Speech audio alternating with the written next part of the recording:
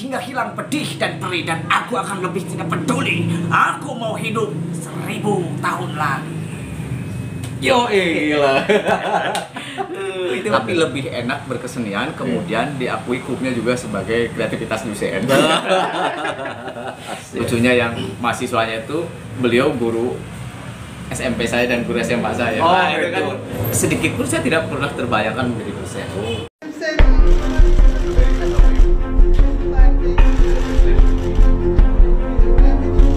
Halo, bersama Kang dari Suwandi, jumpa lagi. Nama Kak? Alhamdulillah, kawan Tio sehat. Alhamdulillah. Asik, udah lama tak ketemu toh. Iya. Kayak berapa tahun kita nggak jumpa nih? Ada ya, hampir 3 atau 4 tahun terakhir itu waktu diskusi di salah satu organisasi. Ya, Dari dulu sampai sekarang face-nya masih tetap sama gitu ya, Mas. awet muda. Apa rahasianya? Atau sengaja dimudah-mudahkan awet. Ya, bergembira saja. Gembira ya. Jadi masa muda itu, usia muda itu didaur ulang karena kita tidak pernah berhenti beraktivitas. Iya. Sekarang aktivitasnya apa? Sekarang? Masih tetap berkesenian. Berkesenian. Sekarang memegang Ketua Dewan Kesenian Kota Tasikmalaya. Untuk periode kedua juga ya dosen. Aman ya, dosen ya. Aman. Dosen tetap. Dosen tetap. Dosen Gimana di tetap. Indonesia? Unsil, di Unsil. Keren, keren. Ya rezekinya lah di sana. Enak mana berkesenian daripada jadi dosen? Enak menjadi dosen tapi punya aktivitas Atau dua-duanya gitu? bersenian. Dua-duanya. Tapi lebih enak berkesenian, kemudian diakui klubnya juga sebagai kreativitas dosen. Asik. Jadi dua-duanya rezeki lah. Alhamdulillah. Selagi bisa dua-duanya dilakukan dengan oke kan nggak ada masalah. Tapi dulu kan memang mahasiswa Unsil juga. Ya, saya produk Unsil. Aktif di teater. Teater 28 Unsil, di kampus juga aktif.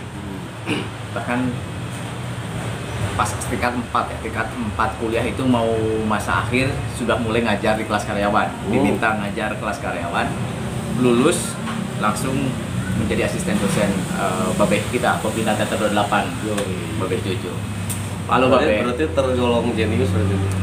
Semester akhir udah jadi asdos ya. Dibuat dan dianggap sok jenius saja. Ya tingkat 4 masa akhir kuliah udah ngajar kelas karyawan. Dan lucunya yang mahasiswanya itu beliau guru SMP saya dan guru SMA saya. Oh, nah, itu kan gitu. pengalaman luar biasa tuh. Luar biasa. Gimana menghadapi bapak dan ibu guru, dan mereka tetap guru saya. Iya, Mereka tetap. Jadi tetap ya semacam nggak ada sekat gitu ya antara kita dulu sebagai murid, Iya. dan sekarang gurunya jadi murid. Iya kan tidak, Kampus. iya tidak ada seseorang yang berhasil tanpa dorongan seseorang di baliknya gitu. Ya salah satunya guru, baik guru spiritual, guru imajiner, bahkan guru yang secara fisik bertemu. Tapi jadi dosen ini udah sebetulnya bagian dari cita-cita atau memang ngalir aja jadi gitu? Sedikit pun saya tidak pernah terbayangkan menjadi dosen. Jadi lucunya memang kalau minat di kesusastraan itu sejak SMP. Nah, SMA lulus, kemudian masuk kuliah kan, mencari itu menjelajah, mencari kampus yang ada sastra. Saya milih sastra non pendidikan, kan tidak ada minat menjadi guru sama sekali. Ya belum rezekinya barangkali di Unpad dan di UPI saya gagal. Oh, pernah tes di UPI? SBMPTN bertiga, kita 3 serangkai. Siapa? Saya, Yanto, dan Taufik Paragobdas. Dan saya tesnya 3 serangkai. Ketiga-tiganya punya disiplin yang berbeda dalam aktivitas. Ada yang senang di bisnis, ada yang senang di hukum, ada yang senang di ekonomi. Nah, saya, Yanto, dan Opik saat itu tahun berapa saya lupa ya, berangkat ke Bandung. Bertiga daftar, Yanto ke Unpad, dua-duanya pilih hukum dan akuntansi. Saya S1-nya UPI, pilihan satunya UPI, pilihan duanya Unpad. Opik juga sama, pilihan satunya UPI. Semuanya tidak ada yang memilih sastra, kecuali saya, dua-duanya sastra.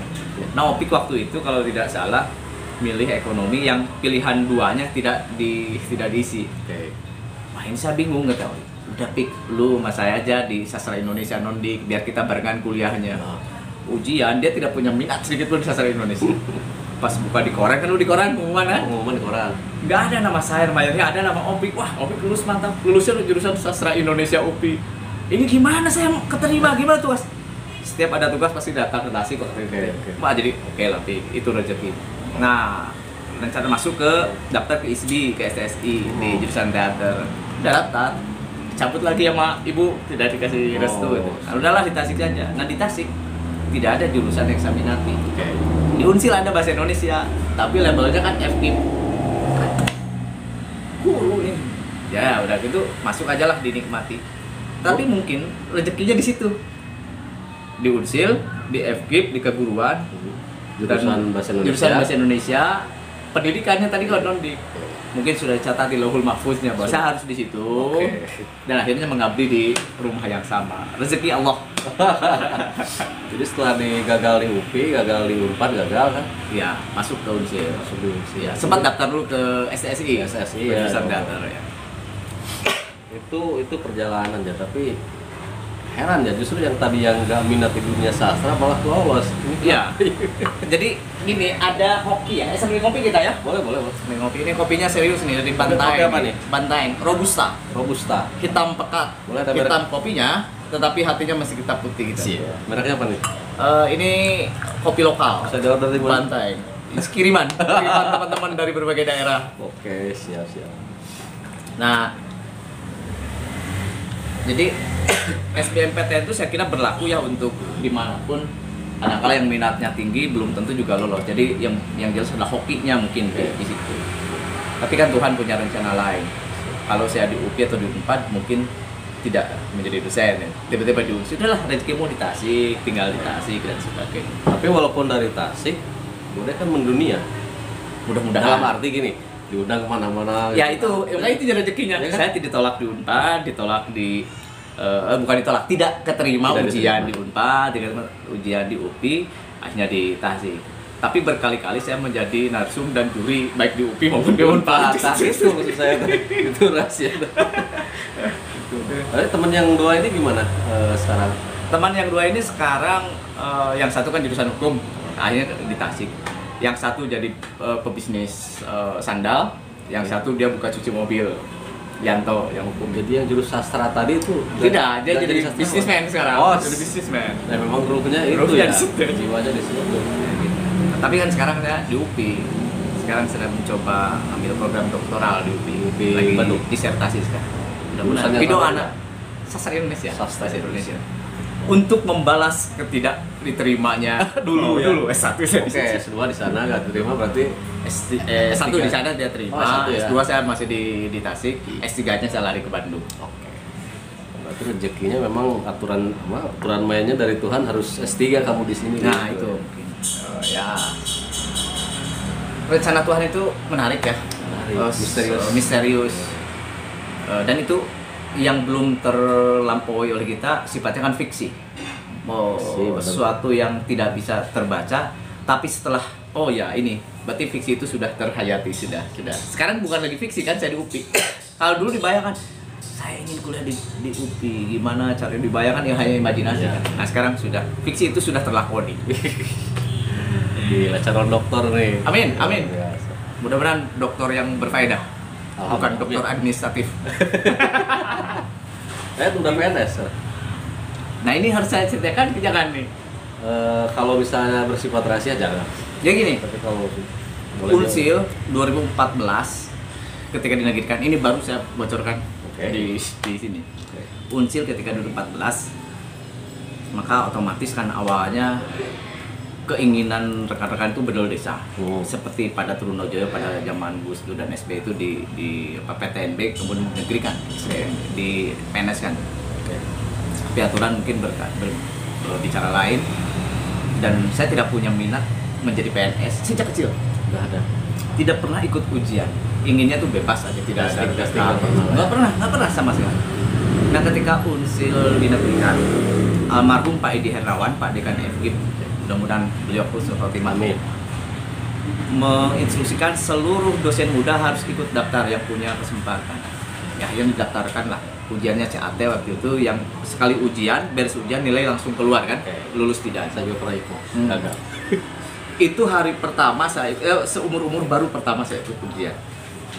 Ikut ujian, beres, akhirnya masuk di ranking terbaik lah gitu. Nama saya muncul, wah ini ujian pertama saya ikut PNS, dan muncul, dan nama sudah ada di Kemendikbud waktu itu.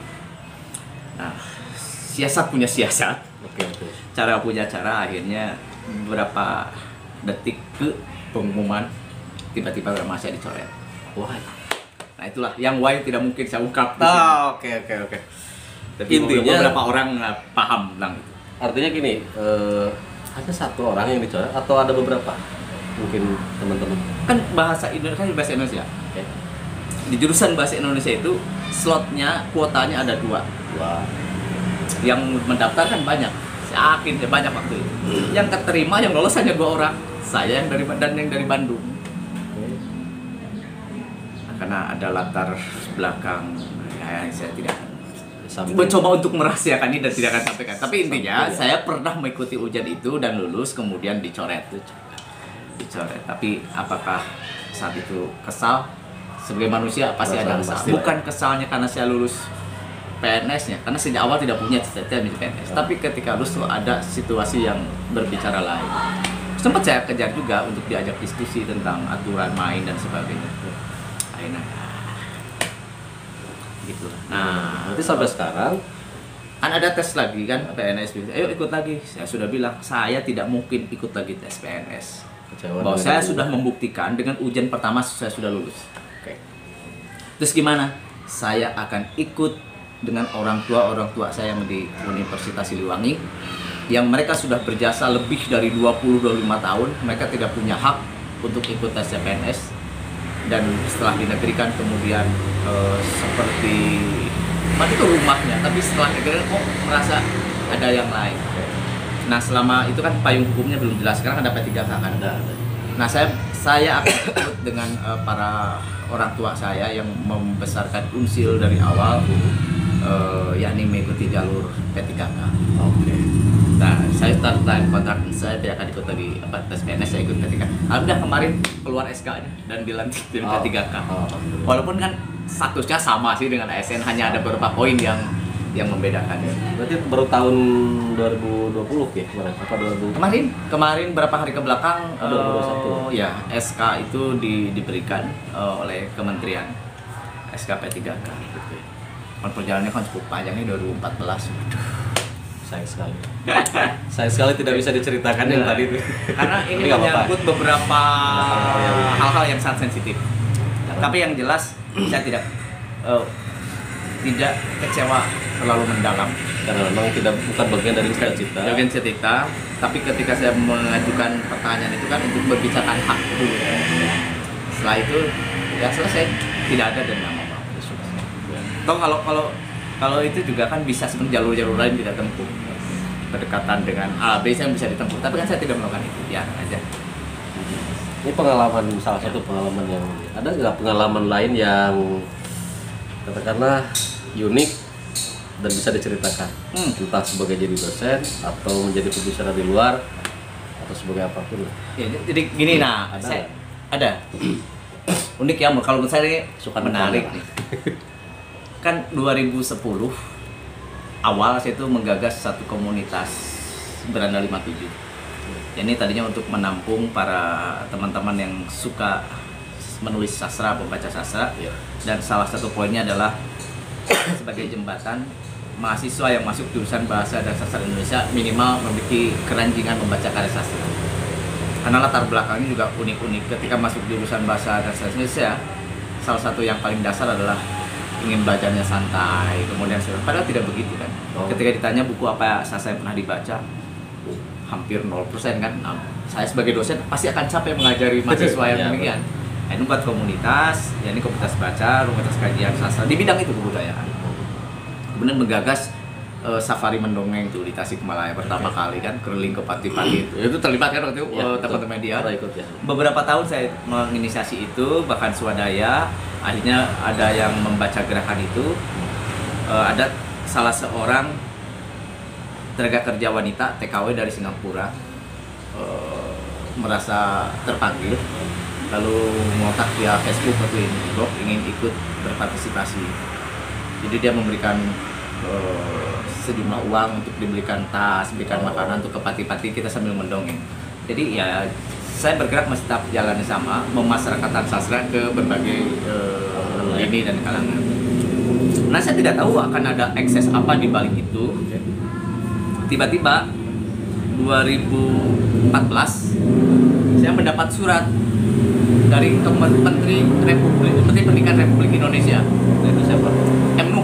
Oh, Pak MNU. Oh, Dewan Pers sekarang. Oh, sekarang udah Dewan Pers ya. Nah, saya ada surat dari Menteri Pendidikan Republik Indonesia untuk datang ke Jakarta. Saya pikir itu surat bohong, main-main, karena saya kontak Dinas Pendidikan Kota. Apakah ada pemberitahuan surat dari mana? Dari kementerian? Oh, nggak ada, kan, nggak ada acara. Wah, ini main-main. Yang kedua, terus dari mana dasar surat ini bisa sampai ke rumah? Sehari menjelang acara, malamnya ada nelpon, sorenya ada nelpon dari ini Kang Bode, ya betul, saya dari Kementerian Pendidikan Republik Indonesia mau konfirmasi tentang kehadiran apa ya? Itu kan surat sudah keterima belum? Oh, sudah betul. Oh, ada. Oh ya, siap. Akhirnya kontak, saya siap datang. Malam-malam waktu itu berangkat dari Tasik, ditemani oleh salah seorang jurnalis Tasik juga dari Metro TV Hendra. Oh, siapa? AP. Berangkatlah ke situ, dikasih hotel. Kan tidak persiapan apa-apa tuh. Saya kira untuk datang saja, tidak ada penghargaan. Ya. Lalu ke Senayan, ke lantai D kalau tidak salah ya. Naik, pas buka pintu, wah serius sekali. Semua berdasi, pakai pakaian adat dan sebagainya, tanda tangan. Saya waktu itu pakai jeans hitam, masih banyak abu rokok, kemeja kotak-kotak, karena tidak ada persiapan apa-apa. Pas masuk ke ruangan, malam anugerah penerima anugerah peduli pendidikan. Wah, tuh ini. Pas duduk, yang hari itu dapat penghargaan itu salah satunya adalah Gubernur Jawa Barat Aher. Kemudian pendiri Kampung Inggris di Pare. Oh. Terus ada kategori kelompok, ada kategori individu. Nah, saya masuk mendapat penghargaan kategori individu. Masuklah ke ruangan itu. Pak Menteri dan jajarannya berpidato dan sebagainya. Akhirnya dipanggil nama-nama itu. Yang dipanggil mereka mungkin sudah ngeh ya. Pakai jas, dasi, ada yang pakai pakaian adat. Pas saya jeans masih abu rokok dan sebagainya. Pas mau ke depan ke panggung pentas tuh. Lalu diberikan pinjam jas oleh salah seorang panitia. Pakai jas tuh pas gue salaman Pak Menteri dan sebagainya. Dan itu hal yang unik begitu ya. Setidaknya kan ketika akan bertemu dengan menteri, dapat penghargaan dan sebagainya, orang sudah mempersiapkan. Nah, saat itu saya tidak pernah punya pikiran akan dapat penghargaan. Tahu-tahu diulang, tidak tahu. Nah, dari mana mereka memberikan dasar memberi penghargaan? Ternyata langsung ditampilkan apanya jejak-jejaknya. Itu salah satunya adalah safari mendongeng. Jadi apa yang kita lakukan di Tasikmalaya secara swadaya, ternyata ada orang yang membaca perkembangan itu. Dan dari saat itu juga saya berterima kasih teman-teman media massa kan. Nah, salah satunya teman media massa yang punya peran meramaikan itu ya, yang memberitakan itu waktu itu ya. Nah, di situ dapat penghargaan ini nih. Anugerah Pendidikan 2014 kategori individu. Kemudian pulang ke Tasik, tiba-tiba ada nelpon dari Net TV untuk diliput dalam program Indonesia Lentera Indonesia. Nah, itulah mulai sampai ke sini. Itu dinikmat saya. Uniknya di situ bertemu menteri, pakaian jeans dengan banyak abu rokok dan biasa kan Kang Bode bawa tas yang tas itu. Yang betul itu saya bawa. Di bawah situ. Luar biasa. Itu tas yang pernah hilang tuh kan. Akhirnya uniknya kan diberi pinjam jas. Celana mah enggak? Celana enggak. Itu sudah di ruangan. Ya. Unik ya. Mantap pengalamannya ketemu menteri tanpa disengaja. Ya, itu. Ya, saya kira suratnya kan surat bohongan, main-main ya, Mbak. Soalnya nelpon ke Dinas Pendidikan Kota, nggak tahu mereka. Nah, sekarang ini Kang, mengingat sekarang lagi pandemi ya. Ini geliat gairah berkesenian di Kota Tasik sendiri gimana? Ya, ada penurunan kah? Penurunan ada, baik secara semangat berkesenian, kemudian animo berkesenian. Kadang tahap-tahap awal adalah tahap-tahap adaptif kan, adaptasi tentang pandemi. Saya kira itu terjadi di beberapa kota besar juga. Namun kota besar lebih cepat beradaptasinya dengan kemampuan teknologi yang pesat, kemahiran SDM-nya. Akhirnya itu kita adopsi di Tasikmalaya. Kita coba melakukan pertunjukan-pertunjukan virtual. Pandemi ini bukan tidak akan hilang. Pandemi itu akan tetap ada. Corona ini seperti penyakit biasa pada akhirnya. Tapi kan kesenian harus tetap berjalan. Meskipun kita mesti legowo, bersabar diri dan pasrah, apa yang kita pertunjukkan tidak ditonton langsung dengan publiknya. Kan ada semangat itu yang beda kan sekarang. Nah, cobalah diadaptasi. Waktu itu juga saya diminta untuk baca puisi virtual oleh Kementerian Pendidikan dengan menggunakan aplikasi Zoom pada awal-awal waktu itu. Tapi kan hari ini pandemi, meskipun tahun adaptif, orang banyak terpuruk. Yang terpuruk itu yang kemudian tidak mencoba mengawinkan diri dengan kemajuan teknologi. Nah, ini kita saling bantu. Dan sekarang ini hal yang lumrah, hal yang sudah menjadi biasa. Jadi pandemi selain menjadi hambatan, ternyata juga bisa menjadi guru. Apalagi kan falsafah Sunda yang sangat kuat itu, mi indung ka waktu mi bakal ka zaman, dan itu sangat berlaku bagi seniman. Seniman tidak dunia ini boleh menyempit, tapi kreativitas tidak akan ikut menyempit. Kayak kalau kata bahasa Rendra itu, ya hidup itu kan karya. Itu karya. Ya. Jadi biarkan orang mengenal kita lewat karyanya dulu daripada namanya dulu, karena feel-nya akan lain. Berarti gedung kesenian yang Tasik ini sangat sepi dong. Beberapa bulan ke belakang sepi pas pandemi, bahkan kita korban. Teman-teman, saya sedang garapan apa judulnya kemarin tuh yang mau keliling itu, tamu istimewa.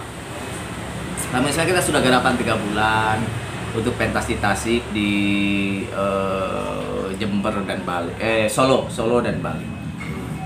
Hari pertama pentasan di Tasik, 4 hari ke pementasan. Tiket sudah terjual tidak kurang dari 1.700 tiket di gedung.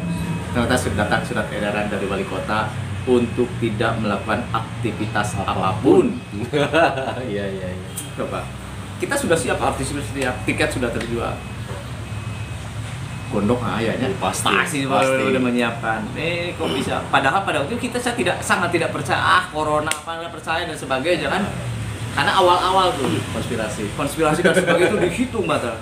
Ternyata ya awal-awal wajar lah bicara gitu. Tapi itu juga dengan dasar kemarahan, kok pementasan kami yang 4 hari bisa dibatalkan kan. Tapi di balik itu ada unsur kemanusiaan yang harus lebih didahulukan. Pandemi ini juga bisa kemanusiaan. Kita bukan ngalah, kita memang dipaksa oleh keadaan untuk tidak memberikan. Akhirnya di Tasik batal, di Solo batal, di Bali batal. Nah, tiket itu gimana? Nah, tiket itu ke teman-teman tim produksi telepon para pembeli tiket, karena kita sudah punya pasar penonton yang lumayan lah latar belakang. Akhirnya gimana mau dikembalikan? Akhirnya mereka nggak apa-apa, jangan dikembalikan. Nanti aja kalau ada pertunjukan jatuh 8 berikutnya itu jadikan. Nah, akhirnya kemarin kita melakukan pentas virtual. Ditulis oleh Ari Sakti naskahnya, dan naskah hasil observasi tentang Galunggung Janapati lah, raja pertama Galunggung Janapati. Dia menulis naskah observasi untuk S2-nya di ISPI, lalu kita pentasan 28. Dan siasat untuk mengembalikan tiket, kemarin para pembeli tiket diberitahu silahkan nonton virtual, linknya diberikan. Nah, kita pun adaptasi dengan pertunjukan virtual gitu. Ada banyak jalan menuju rumah. Kalau mau ke bawah penting mah jalan gitu. Tapi ini kan gak akan lama, besok, lusa, atau tahun depan juga kita akan kembali pada situasi yang kembali berhadapan langsung dengan penontonnya lagi. Oke. Tapi sejauh ini perhatian dari pemerintah kota ada nggak untuk kesenian? Ya, dibila ada kalau kita baik berbicara sebelum atau setelah pandemi ya. gitu. Setelah saya menjabat Ketua Dewan Kesenian Kota Tasikmalaya saja, sekarang gedung kesenian bisa dilihat lah dengan sendiri bagaimana kelayakannya, kursi, lampu, panggung perbaiki, dan salah satunya itu kan dana APBD juga dari pemerintah. Nah, itu bagi saya adalah bentuk perhatian. Kan perhatian itu tidak harus dalam bentuk nominal ya, bisa dalam bentuk apresiasi dan sebagainya. Jadi sampai saat ini ada, tapi kalau dikatakan cukup belum. Ya. Nah, teman kita juga kemudian membaca ada situs pandemi, banyak teman-teman seniman yang sangat terpengaruh, banyak ya. Bahkan ada yang alat-alat berkeseniannya dijual untuk menutupi itu. Ada juga yang banyak. Karena memang mata pencahariannya kemudian 100% dihidupi dari berkesenian. Nah, kita tidak boleh diam, hanya mencoba mencari bansos dari pusat, dari daerah, dan sebagainya. Dulu kita hampir dapat 600 paket bansos dari pusat dan langsung diberikan kepada seniman. Kemudian dari unsur yang lain, ya bukannya itu, karena itu sudah hak ya, hak seniman. Dari ruang negara itu pasti ada hak keuangan rakyat juga untuk memberikan. Oke, nggak terasa nih udah berapa jam kita. Ya, sambil ngopi dong. Boleh. Kopi Banteng. Ada barangkali ada pesan-pesan untuk siapa ya? Untuk semua lah ya. Untuk semua pesan-pesan untuk mahasiswa, untuk masyarakat. Ya, dari Bodes sebagai seniman dan dari Bodes sebagai akademisi. Ya, kita tidak boleh melupakan bahwa di balik kita itu ada banyak orang yang berjasa. Dan kita tidak bisa menganggap diri kita sudah besar, karena sesuatu yang besar pasti ditopang oleh hal-hal yang sangat kecil. Berbeda prinsip dengan guru itu adalah hal yang wajar, tapi rasa hormat terhadap guru itu tidak boleh hilang. Itu yang saya tanamkan hari ini sampai ke teman-teman di komunitas, bahwa saya dan Anda jaraknya bukan persoalan lagi satu malam. Jika guru malamnya sudah tidur, teman-teman baca, hari tidak, kita sama-sama berjalan berbarengan. Apa yang dasar itu? Dunia digital, gawai sudah menjadi bagian dari tren hidup, dan semua orang pasti akan mampu mencari informasi secepat mungkin. Jadi hari ini kita adalah partner, teman diskusi, teman bermain, dan teman saling mempertukar pengalaman. Itu sih. Mau baca puisi boleh? saya bacakan puisi Khairul Anwar. Yang judulnya Aku. Ini bagi teman-teman yang berpetualang, yang punya prinsip yang kuat, asik dibacakan. Kalau sampai waktuku, mau tak seorang kan merayu, tidak juga kau. Tak perlu seduh sedan itu. Aku ini binatang jalang dari kumpulannya terbuang. Biar peluru menembus kulitku, ku tetap meradang, menerjang. Luka dan bisa ku bawa berlari. Berlari hingga hilang pedih dan perih, dan aku akan lebih tidak peduli. Aku mau hidup 1000 tahun lagi. gila. Itu puisi yang enak tuh bagi saya. Luar biasa, keren.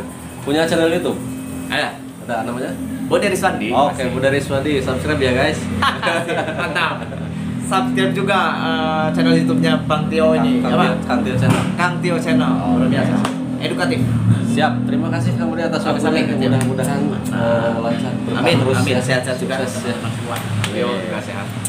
Sekian dulu guys ya. Assalamualaikum warahmatullahi wabarakatuh. Waalaikumsalam warahmatullahi Kopinya wabarakatuh. dulu.